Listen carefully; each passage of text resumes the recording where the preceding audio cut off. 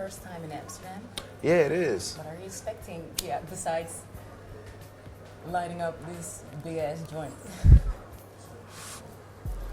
This was exactly what I expected from Amsterdam. Cool. So Snoop Dogg was in Amsterdam recently. Mm-hmm. Did he tell you what spots to go? Yeah, I actually just talked to him last night. He told me exactly where to go And where did you go? and what to get. I went to the Bulldog and I went to like 2 other spots. I can't remember the names of them though. Bulldog is like the spot that everybody goes to from what I understand. Well, so I went there Yeah. and I went a couple other places. Okay. Yeah. And then a couple people just like gave me some trees too, which is pretty excellent. So you got a stack. Mm-hmm. Okay, good. I'm good. Okay. You and Snoop Dogg are currently working on a movie Yeah. called High School. What was your funniest moment in high school, in your high school life? My funniest moment in my high school career was probably my prom, cause of how late I was, and like I basically didn't even make it. So what happened? Can you tell us? I was just like bullshitting, like getting high, like riding around in the car that I rented. Like I was more interested in doing that than actually going to the prom. Didn't you have a prom date? Yeah, but she was cool. Like I got her high too, so she was like, she was just riding. It was awesome. Okay. Mhm. So about your third album, Rolling Up, Yeah. what does it stand for besides what you're doing right now? Well, it's really about like well, other than the obvious, it's about like all the experiences I've been through as an artist and all the musical things that I've experimented with. It's all rolled up into one big ass joint. You know what I'm saying? And the joint being the album, and you know, it really just catches people up to speed who might have been on to me from before or might know a little bit about me and might not know what to expect from the future, and then people who just pick up on it as well. You know, it just gives everybody that that easy button. Yeah. Yeah, and they're big records too. It's personal, and everybody is gonna like get their own connection with it. Yeah. And can you tell what song you connect most with on this album?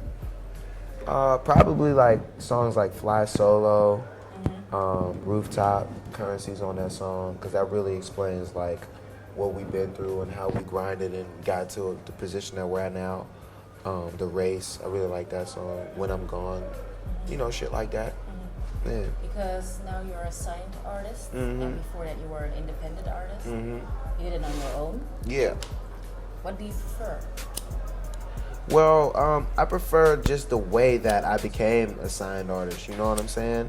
Because being signed and still having creative control and really just having hands-on on everything, that's more of where you're supposed to be at. Because you could do a lot independently, but you can only take it to a certain level, you know what I'm saying? And then when you get with a major who understands you and who can amplify that and not only do that, but still let you work how you were before, because I do everything myself still, I just bring it to the label now.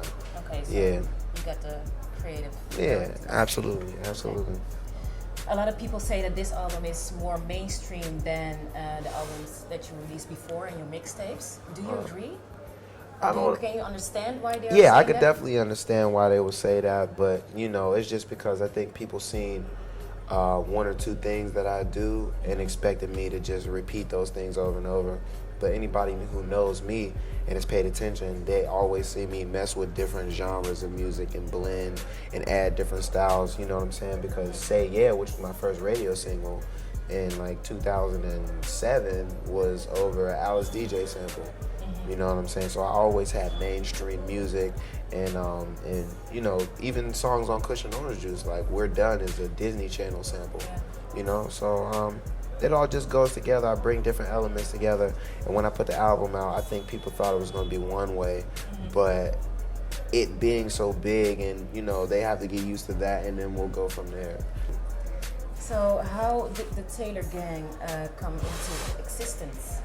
Well, Where did really, it start? I started that just in my head, just, you know, being an individual, just doing what I want to do, and it came from Chuck Taylor's The Shoes. We all wore Chucks and stuff, so, and then it just became like it's what we wanted to do, because nobody else in Pittsburgh really wore Chucks like that.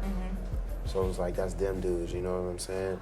And then it just became more about expressing yourself and being comfortable with yourself. And, you know, so it's all my fan base and everybody who just really gets down with how we live, how we walk, how we talk, and just what we do.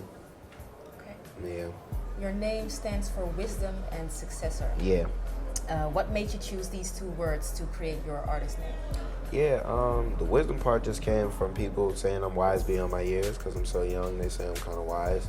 And it's Khalifa, the successor part, comes from my dad being Muslim, and he gave me that. Not my dad, my granddad being Muslim, and he gave me that when I was younger, just because he seen kind of where I was going with my music and what I was doing. So he threw that out there, and I picked it up. Yeah. What was your first musical experience that really struck or made a difference? I just remember hearing a lot of music in the house when I was younger, like a lot of different types of music.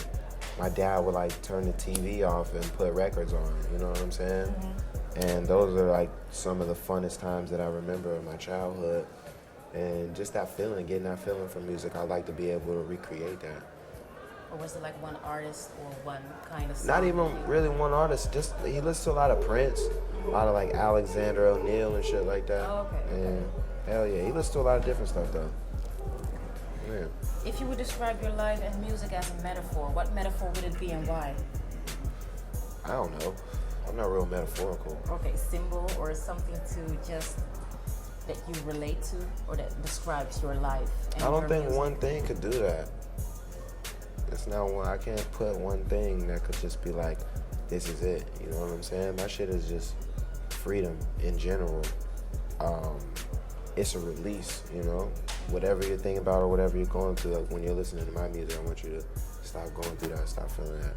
Or if you listen to it while you're somewhere and you're enjoying yourself and something's going on, you're going to remember it because of that. You know what I'm saying? That's what I like to do. Okay. Yeah. So, do you want to shout out something to our ML75 viewers? Yeah, shout out all the viewers out there. If y'all can see me through this. And everybody repping Taylor Gang, man. It's TGOD. You know what it is. Thank you. Thank you. Yeah. So I'ma take one shot to the brain, and I wanna breathe those shots. I'm going in.